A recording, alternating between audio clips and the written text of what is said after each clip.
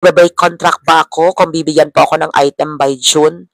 Well, the answer is, it's up to you, ma'am. Kasi, i-weigh mo po muna yung sitwasyon mo. Kasi ganito yan. Minsan lang po ang chance for SPIMS. So, since nag-apply ka, antayin mo po yung acknowledgement nila after November 15. And once you qualified to be part of a SPIMS program, pag-isipan mong mabuti. Kasi kung magde-decline ka po sa SPIMS, you only have one chance. There are no second chances sa SPIMS. Kasi may ganyan na rin pong nagtanong sa akin na nag-apply po siya. Unfortunately, nung nabigyan na po siya ng item at sabi po sa kanya, please report to your division office, kunin mo yung endorsement letter and your appointment na original and proceed to your school na assigned sa'yo. Naka-deploy ka dapat doon.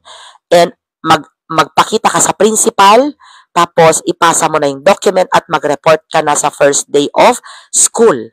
Kaso nasa abroad siya. At hindi siya nakapag-break contract at hindi siya nakauwi. So ngayon nagsisi siya kasi patapos na ang contract niya at wala siyang fallback, wala siyang a-applyan na job at babalik na siya ng Pilipinas. So ang tanong niya sa akin, ma'am, pwede kaya mag-apply ako ulit? The answer is no. Bakit po? Kasi po isang chance lang yon. Tapos niwala ka pong paramdam, ginost mo po sila, wala kang paramdam, ate. Diba? So, hindi na po pwede. Parang dito lang din. May nag-offer sa'yo ng job. Napakaganda. Tapos, hindi ka sumipot nung araw na supposed to be ay tanggap ka na. Oh, syempre. Alam ka namang hindi sila maghahanap ng iba. Ano ka, gold? Charis. So, yun po. Yun lang po yung logic doon. Na